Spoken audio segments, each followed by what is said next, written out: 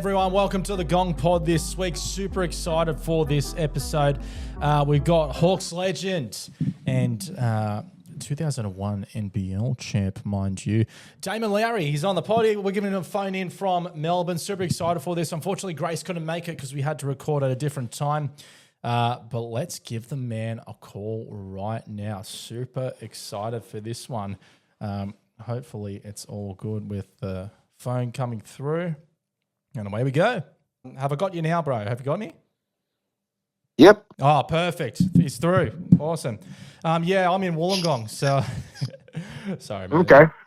Yeah. So thought I'd get you on, chat a bit of Hawks and all that sort of stuff. And yeah, well, how's your last couple of weeks been anyway? We're rolling, by the way, so I'm just going straight into it. You've been in Singapore. Tell us a bit about that. Yeah, no, I'm the national coach for the Australian women's 3x3 team, Kangaroos. Been coaching that team since 2019. So in March, we had a Champions Cup in Thailand, where a lot of the Olympic teams were in that tournament. And then come back for the Asia Cup, which happens every year. And if you win the Asia Cup, that qualifies you for the following year's World Cup. So, and we qualified for that because we won the Asia Cup last year. Yeah, so I'm hearing that the World Cup could be in Singapore next year. That's what I'm hearing. Oh, that'd be good. How'd you like Singapore? You been there before? Yeah, that was our fourth time. The Singapore's had the contract for the Asia Cup for the last 4 years. Yeah. So we come runners up 1 year, and then we won the last 3. Yeah, beautiful, unreal. It's a hot place. Oh yeah, mate. I saw your stories, but hot place, but doesn't stop you from going for your 3-hour jogs. Nothing stops that. Heat, cold, nothing stops the runs. That's unreal, man. It's good. It's good.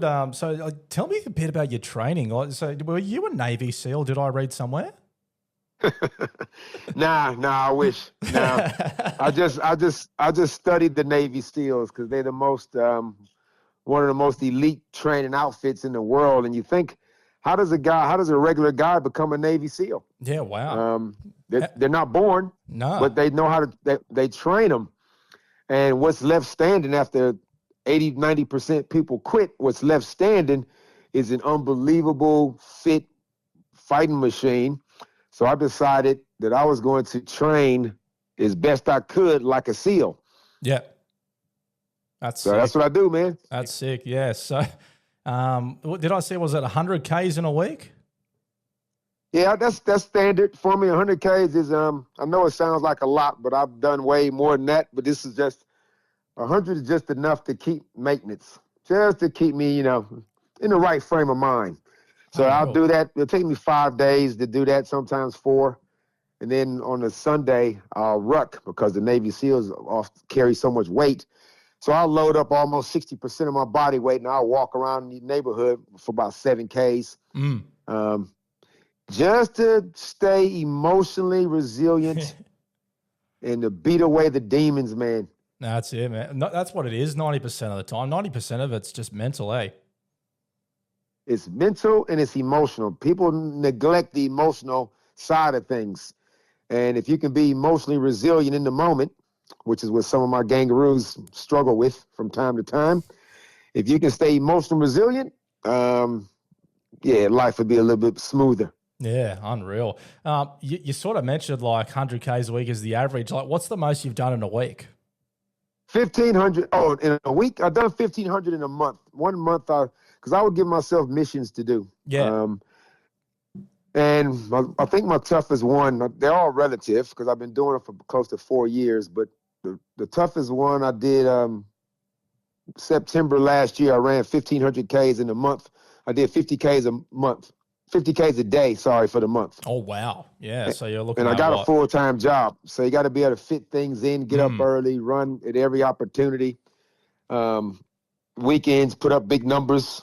Yeah. Actually, on the last day, September 30th, I only had to run 2 Ks because I put up that many numbers prior to that. So you're probably doing what, 70 Ks a day if you're leaving 2 Ks left or something like that? I had a few 55s, a few 60s. Might have even thrown in a 65 once. Yeah, unreal. That's that's great. So when did you start training like that? Was it just sort of post basketball, or has it been recent? Way post basketball. Way. 2021 is when I started. Yeah. Just What sort of prompted January it? 1st. Just trying to get into some shape. Yeah. Realized I'd gone a little bit soft in my old age. I was 52 at the time, and I just thought, man, this ain't no good. Started reading Navy SEAL books and David Goggins books, and I thought, this is what I need. Yeah. So it started with a 2.5K run, and things have escalated. That's unreal. Is that the sort of like the biggest thing you took out of like those books you read, like the jogging's that, or is it like something else that really like stood out to you?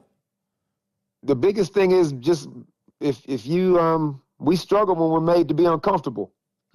So it don't matter what it is. All I gotta do is make you uncomfortable, and the softness will rise to the top.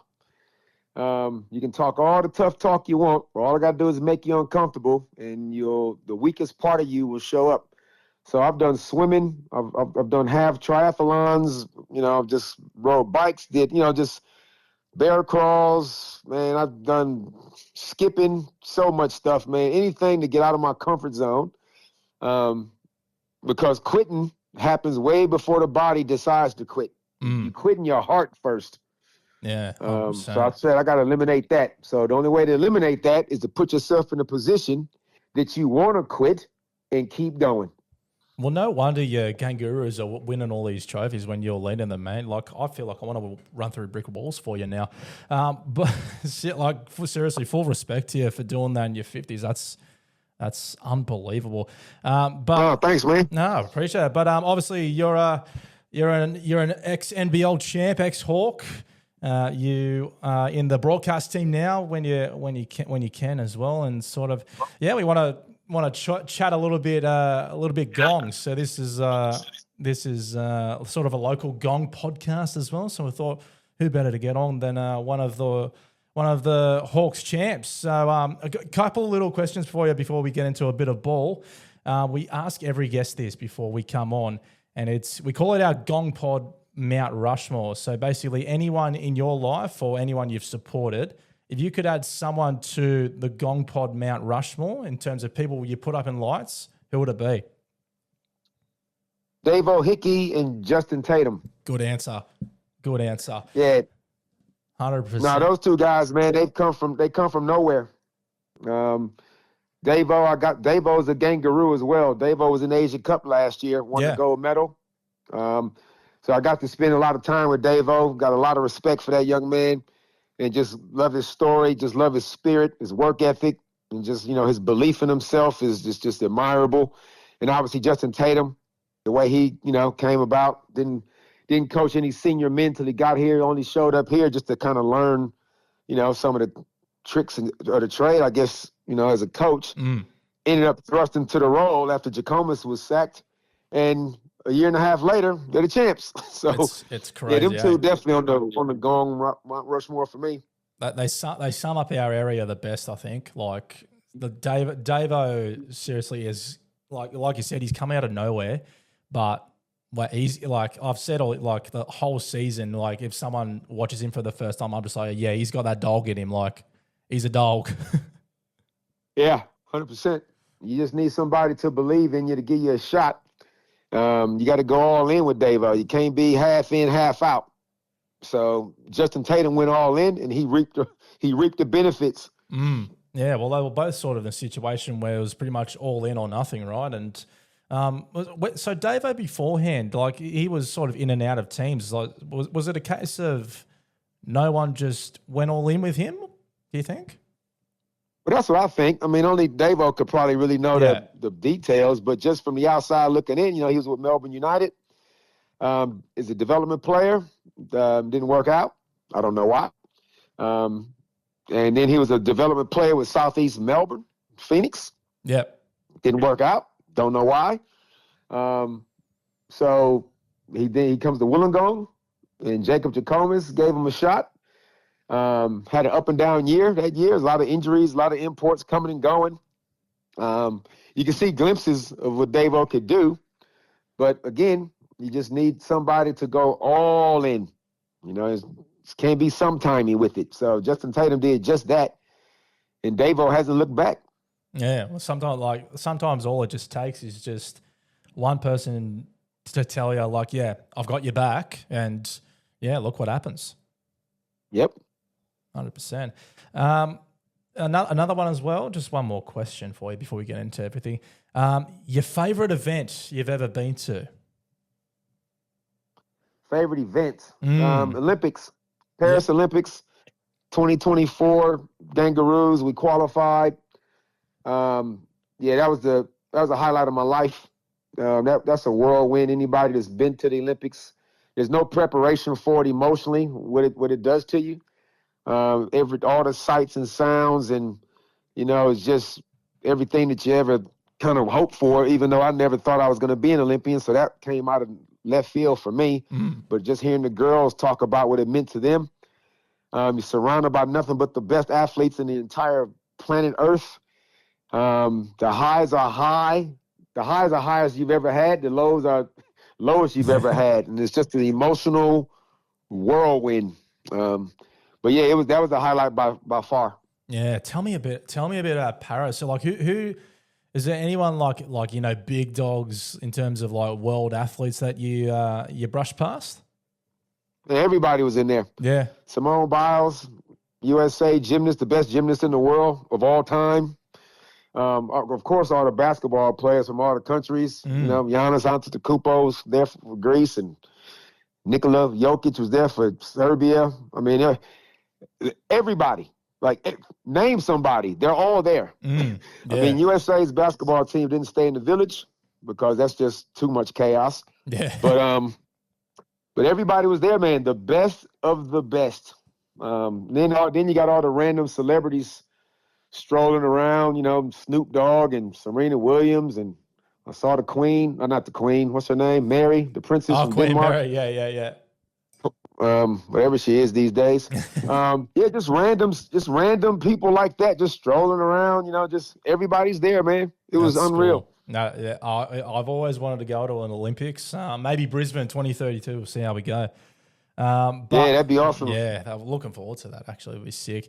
Right, let's talk Hawks. Now, we sort of had a week and a half to sort of digest from it now, but I got to say, Damon, as soon as I saw you mid-sweat, mid-Navy SEAL, whatever you want to call it, run into Dean Vickerman, not a piece of sweat on him, on the morning of the championship Sunday, as soon as I saw that, I thought, Hawks ambush.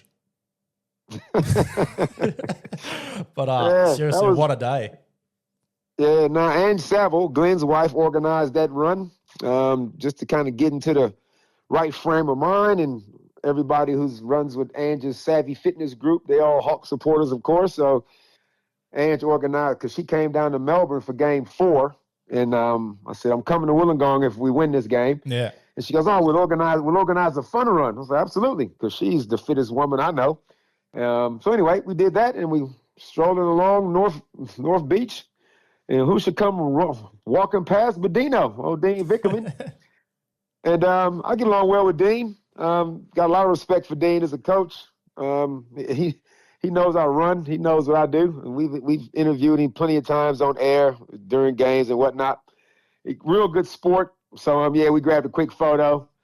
And, I just thought, well, what are the odds? I mean, you got all day. Not all day. The game was at 2:30. But if you're a coach, you got all this energy. Yeah. You got to get out. And what better spot in Wollongong, man, than take a stroll down the beach? 100%. Talk me through Championship Sunday for you from there. So, obviously, they cut to you throughout the broadcast the whole time. The emotions were high. How many beers did you have by halftime? Because we'll get it to you NBL now after full time, but you looked like you were having fun. Yeah, no, I only had a couple. No, we got down there, my wife and I, we got to Wollongong the night before. Just lay low, was in one of the apartments, just lay low, went out to get something to eat. I caught up with my old teammates. I caught up with Cortez Groves, who's still in town, caught up with Eric Cooks, who's obviously still in town. And then the morning of, did the run, Then they had the Hawk kind of past players showed up at the Steelers Club around noon. Yeah. So just reunions, man. They great. It's the best thing about when you're winning, and even teams that didn't win, just to be able to go back there and everybody's supporting the Hawks. So, caught up with Butch Hayes and Chuck Harmison was our GM. He's still in town, and Grant Kruger showed up. Obviously, Luke Doherty's still in town, and Greg Hubbard, man. I saw Greg Hubbard play, and he was in the 1989 Hawks team. Ray Borner. Man, it's just a night like an afternoon like that. You can just get lost in it. And then they was like, okay, we got to get over to the stadium for the pre-match function. They asked me to have a few words there, and I could have stayed in the Steelers Club. Yeah, I was having that good of a time because when do you ever get all these guys in the same room again? Yeah. I was just thinking, do you have reunions often, or I'm assuming not? No, I mean, first you got to have a win. Yeah. So we had the 20-year reunion, which Luke Doherty spearheaded. So we all came back to the Gong for that, except the imports, but they all phoned in. Yeah. Charles Thomas and Matt Garrison. Melvin Thomas came down. Axel Dench, he's in Melbourne with me. Matt Shanahan couldn't make it, but he was in Melbourne for Game 4. But no, we don't catch up all that often. So we need an excuse. So nothing like winning the championship. You just got to wait 20 years. Yeah. Every year there should be a reunion because every year somebody's won it.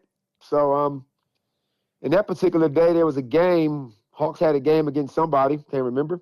Yeah. But yeah, no, it's good fun, man. That's cool. No, it's good to sort of come back together because that's winning the championships. I'm assuming it's probably it definitely is one of the highlights of your life, right? For everyone. So sort of reminisce on it a bit is, it must be pretty cool.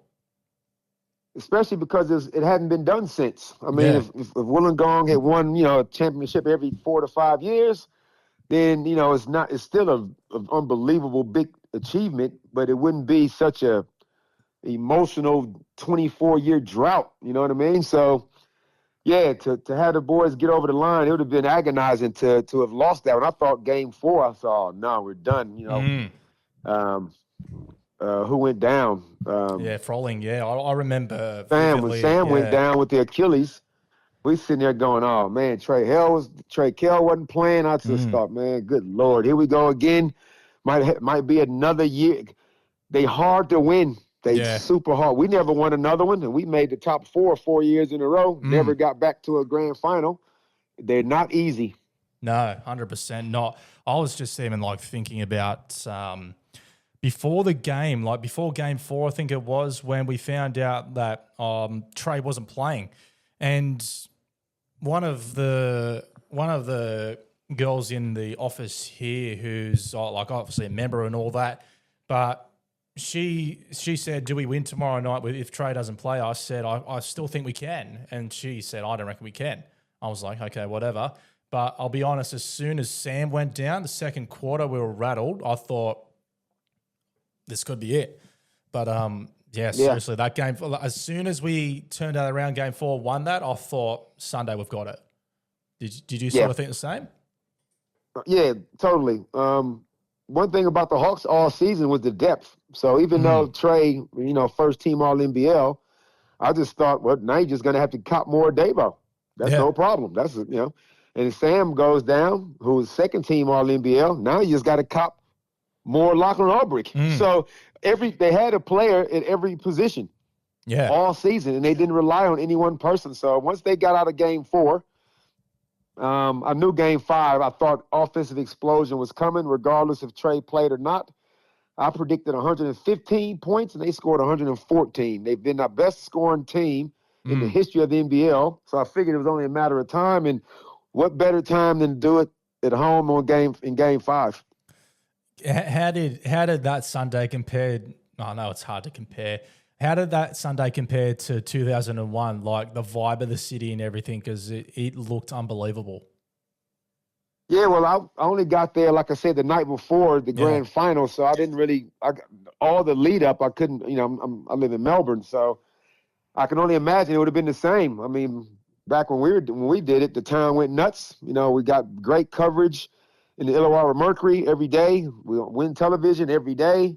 You know, just bus loads of people. You know, we had quite a few people make the journey to Townsville for the grand final because we was up there. It was the best of 3 back then, and the games 2 and 3 were in Townsville.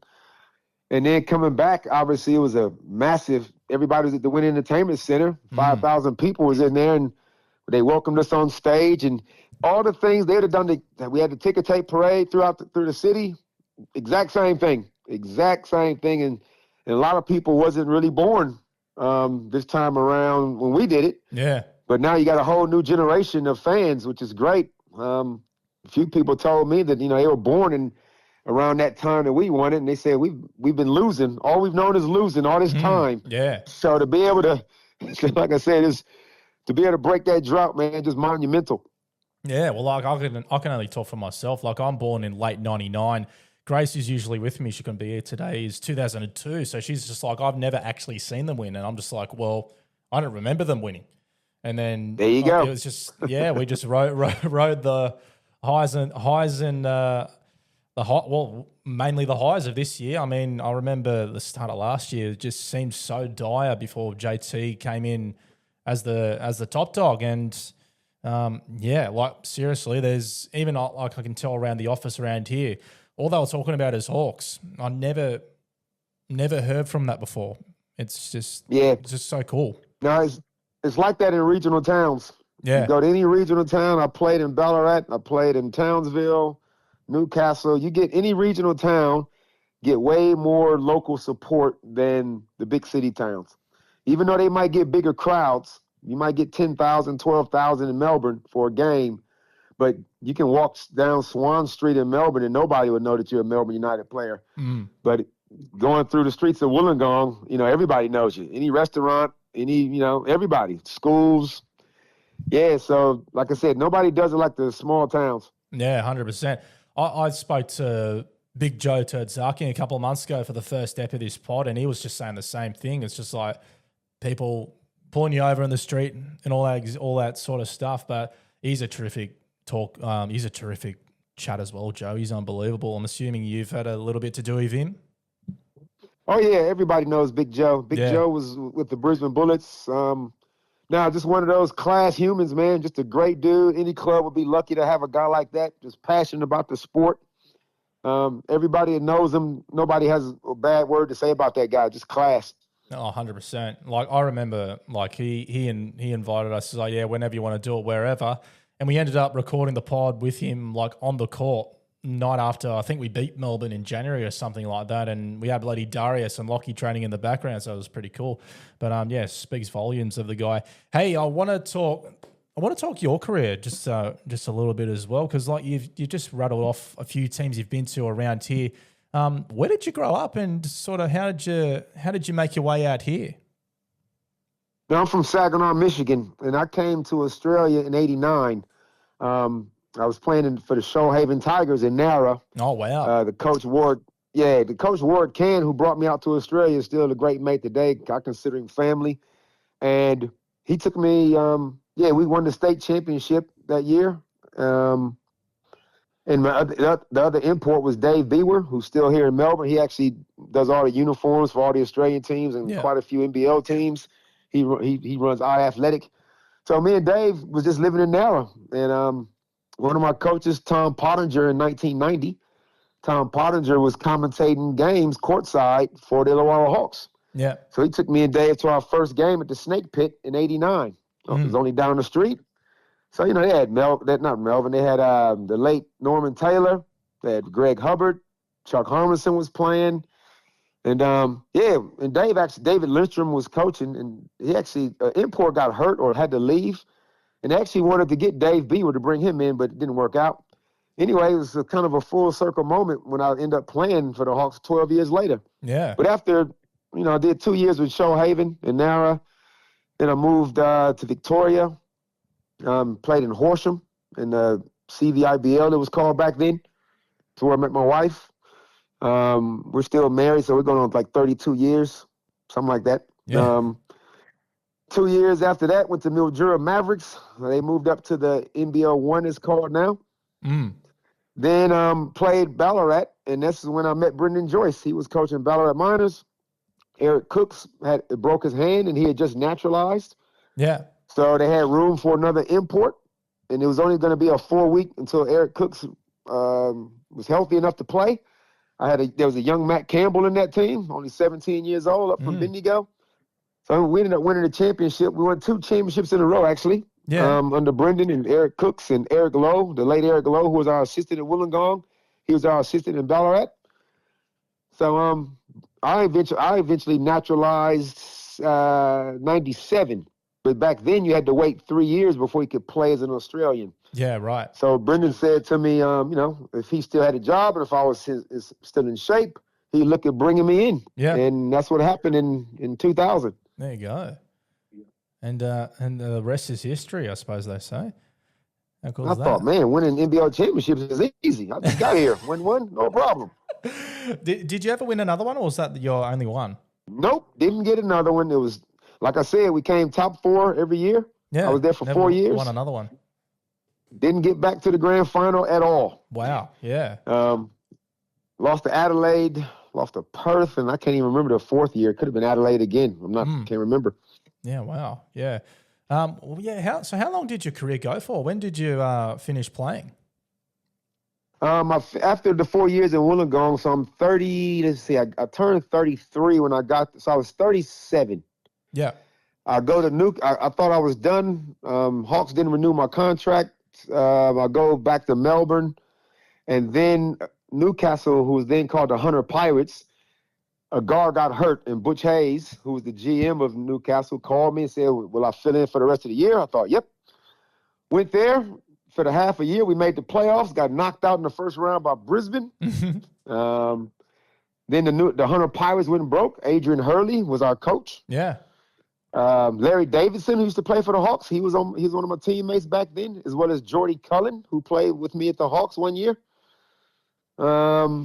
Then the next year, I'm back in Melbourne again. The same thing happened. A guy gets hurt for Townsville, and Ian Stacker, who was the coach, called me and says, come up here and play. I'm 38. I go up there and play. I thought I was all right. I thought I still could play a bit. We were 4-1, and then we lost 16 games in a row, and everybody got the sack. Oh. And that was it. And I could have kept playing. I felt like I never retired. Nobody just wanted me, so I quit. So what year was that? Sorry? What year was that? That would have been 2005 or 6. Right, okay. Yeah, right. Decent career, yeah. This ticked off a few only played 5.5 seasons NBL. Okay, yeah. Still, for someone who's like from, Michigan, a lot of Australia you've explored, I've noticed. Yeah, I've been to more clubs than, I forget that joke they used to say. I forget more that clubs than Tiger Woods. Oh, that's not bad. This dude, I'm thinking of maybe Slim Dusty. I don't know, one of them guys. So yeah, no, I just a bit of a journeyman. Came back and played NBL 1 around Melbourne, just to keep playing. But then gave it all away. Even that, like around 2014. Oh, so you're still going for a bit. I was 45. I think I was 45 when I stopped playing. Yeah, wow. So that's a good little decent chunk of playing, really. Never missed a game in my entire life is what I'm most proud of. Yeah, I don't know what it feels like to miss a game. Never. That's unreal. Last game, I'll take that back. I lie. I missed a game in the 8th grade. Oh, we'll let you say. Never missed a professional game or anything like that. There you go. Never. There we go. We'll take that. Yeah, let's talk modern day Hawks, and obviously finally got the chip. You seemed like you're on 1,000 side quests, just issuing call outs to the boys just to get it done the week before. What was it? The call out on one of the NBL shows, you were saying you guys were tired of just carrying the club. It's time for someone else to win it. Yeah, look, the NBL Now podcast, NBL does a great job these days. It wasn't like this when I played. Like the media, the content is the new money these days. Oh, it's unbelievable. So, you want people talking about the league, and this is the medium. It's social media. So I do the NBL Now podcast once a week, along with Derek Rucker and Brad Rosen and, various players throughout the league. and they all know I'm a Hawk supporter, Hawk player. So I'm the only one that ever picks the Hawks. So they always give me shit about it. So I couldn't wait. I just couldn't wait to give it back to them. But yeah, I've had to criticize the Hawks as well. I mean, it's part of my job. The year that Jacobus was coaching, I thought, what are you guys doing? Like, how come you ain't playing hard? Like, I vividly remember you. I think it was 5 rounds in, and just you didn't hold back with your words about how they were playing. And yeah, like I remember. But anyway, so I cut you off there. But like, I just vividly remember. I keep it, as they say these days, 100. I keep it 100%. It's all basketball. It's never personal. And this is a sensitive era we live in now. Sometimes guys don't like it when you call them out. But I thought, how dare you? Here I am working a real job, and you guys are living in fantasy land, playing. Got the dream job, and I don't want to hear it. I don't know excuses. So, but since then, obviously, they always ask me, like, what would you say to the Hawks if you was Justin Tatum? And, so that's no problem for me. That's how I talk. That's how I am. That was, I can just freestyle that, no problem. Oh yeah, that's the best way to do it. Just don't hold back. So I can imagine it would have been pretty sweet when your season preview of the Hawks being champs came off last week. Yep, I let Derek Rucker know. I let him know. I let them all know. You laughed at me. Every one of you laughed at me. You go. See, that's the thing. Illawarra Hawks, because they haven't been good. They've been to 2 grand finals. At least Rob Beveridge coached in one. Yeah. I think Gordy McLeod got them to one. And they got swept by Perth. And I can't remember what happened in the other one. But they lost.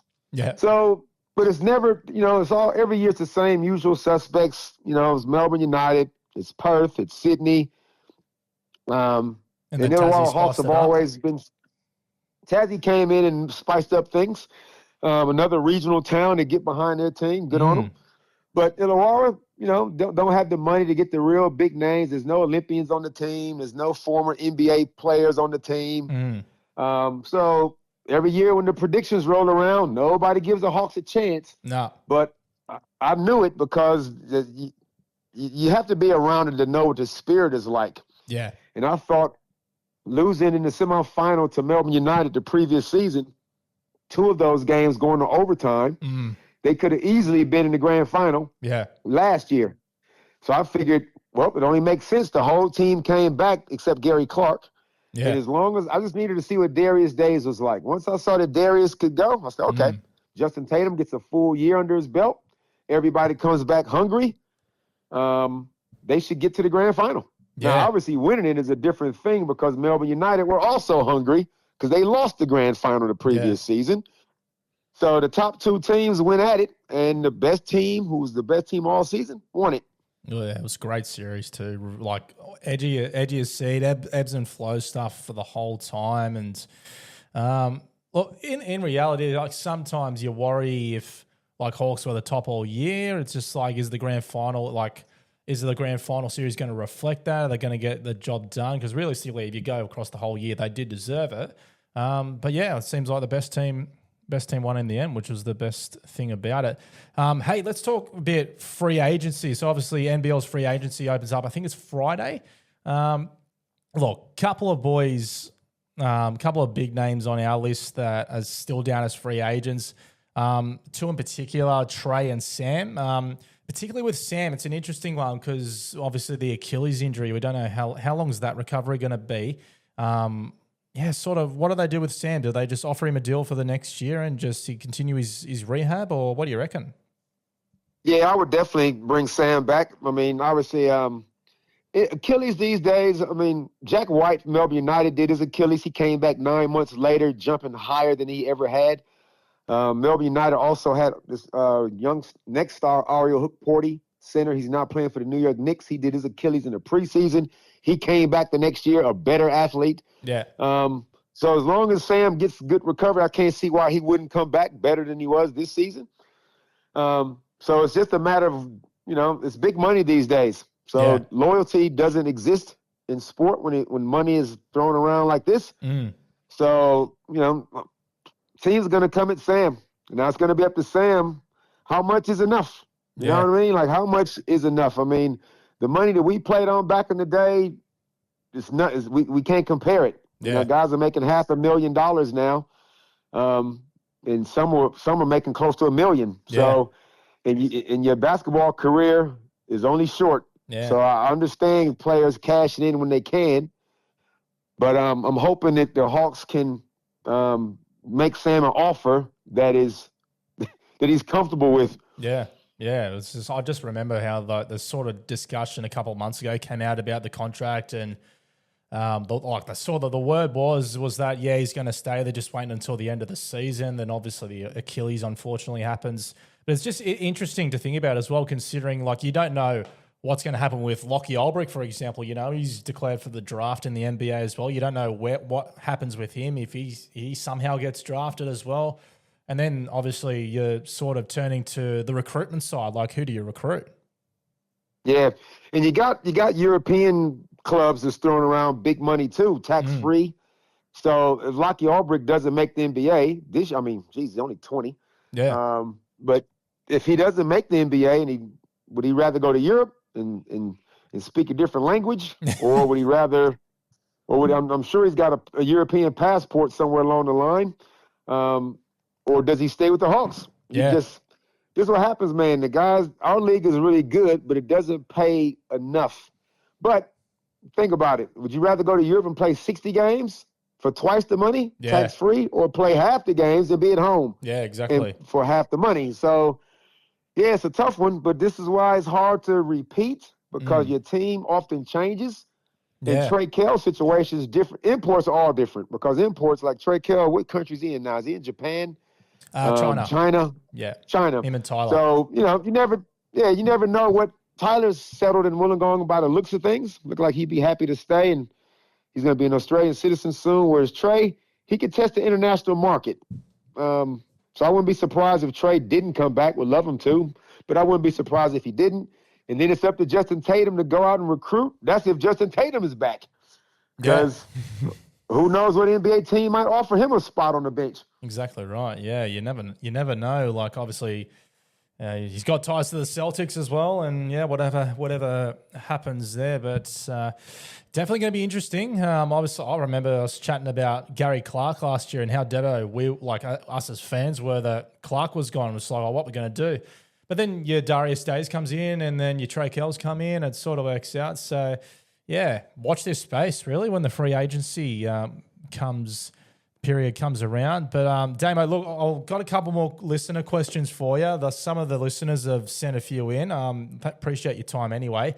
One from listener Matthew. We sort of put out to listeners to send in your questions, and Matthew's asking, do you have any of your biggest challenges post basketball? What was your biggest challenge after your career?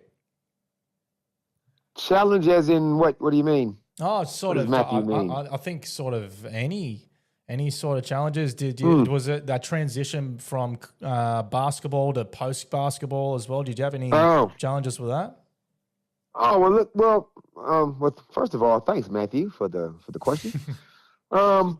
Look, once my basketball career finished, it became economics. You know, got a family, and it's about my children who are now adult children. But personally, like, I was just happy, man. I had my dream job as a basketball player, so anything else nothing was ever going to match that. So, but now that I'm a coach and I'm coaching an Australia team, I wouldn't mind another Olympic run. Wouldn't mind it. Yeah, that'd be nice. LA. But I'm just trying to stay in shape, man. I'm on a kind of a different path these days. I do my coaching, but I just want to go to war and fight old age. No, you're doing pretty good. Just try to stay in the best shape possible, man. Oh, yeah. Well, you could almost argue you're training more now than what you were when you're playing, and you're still involved in basketball as well. So it's sort of like that transition seems like it's been pretty good to you. Yeah, no, I'm definitely I'm fitter. Well, I'm not basketball fit. I couldn't get into a defensive stance and slide anywhere, but I can run all day. Yeah. But yeah, no, it's good. Just doing things like that to keep myself, fit and in shape. That's it. 100%. Another one, Blake, and this is sort of more of a Hawks one, and I'd love to get your take on this. So Blake's saying, Who do you reckon would be the next Hawks player to have their jersey retired? His pick is Tyler Harvey. What do you reckon? Blake Blocky. Block. That's an inside joke. You know about that? I know about that. Yeah. Was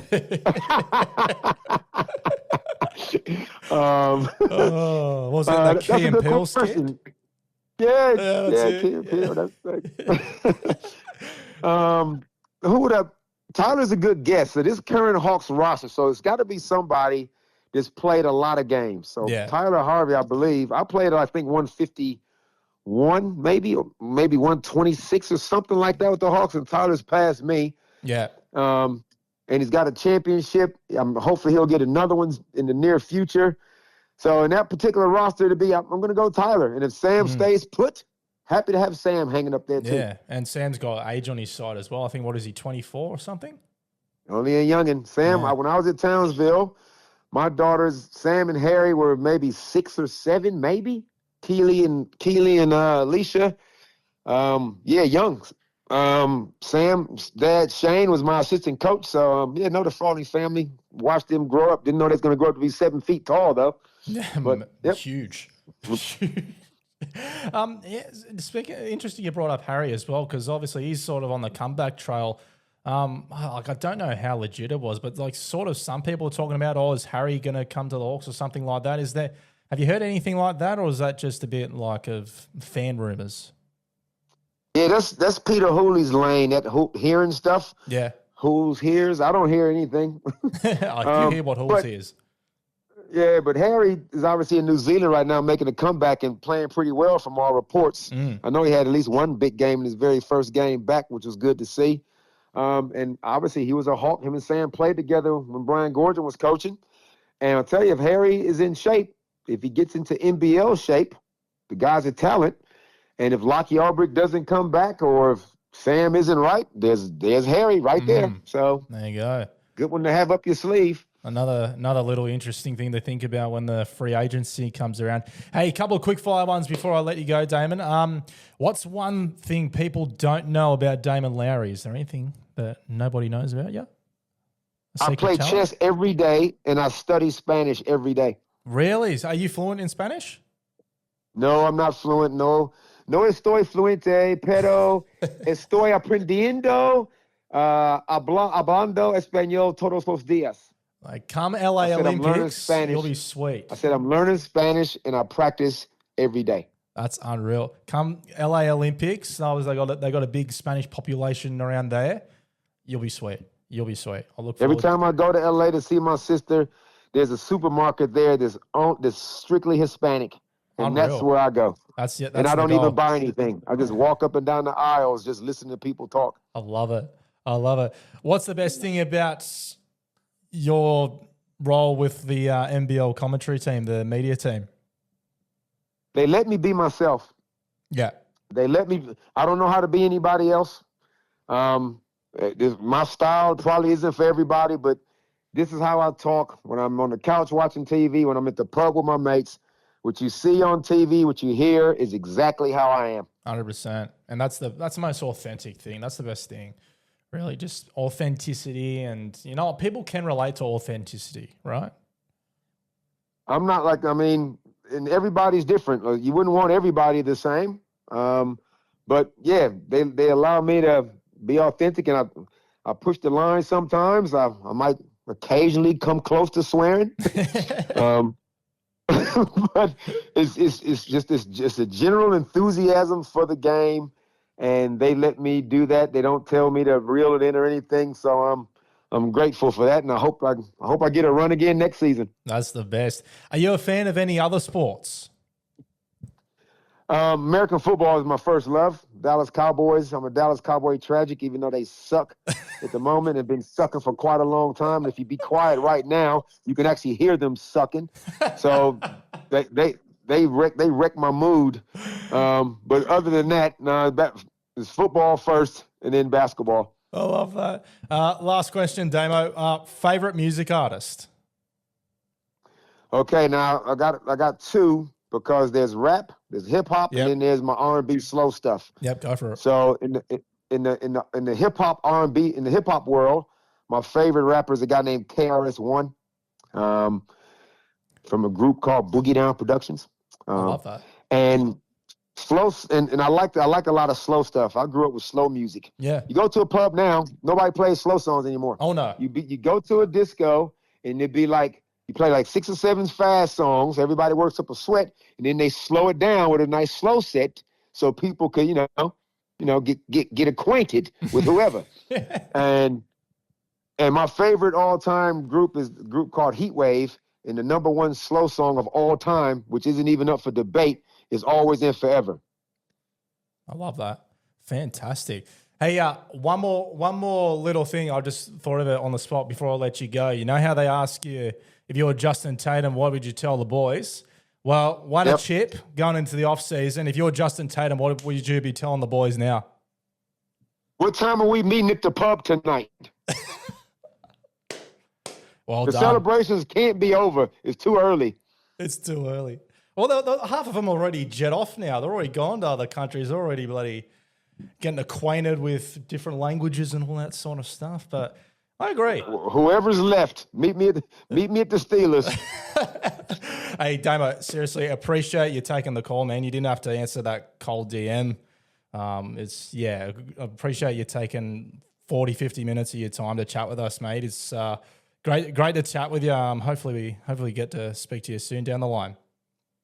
No problem, man. All the best in pod life. You too. Oh, you too. Yeah, you too, man. All good. Anyway, hey, thanks for the call, bro. I'll let you know when it comes out, and I'll send you the link. No worries, man. Have a good one. You too, bro. See you later. What a man. Damon Lowery, 2001 Hawks champ. 45 minutes goes by in a flash, just like that. When you're talking to someone like that, unbelievable chat. If you want more chats like that, if you want to let us know who you want us to chat to, hit us up. But this is the Gong Pod. Thanks for listening. Give us your feedback. Follow us on our socials. Follow us on socials. Keep listening to the pods. Share the pods around with your mates. But yeah, thanks for listening. We'll see you next week.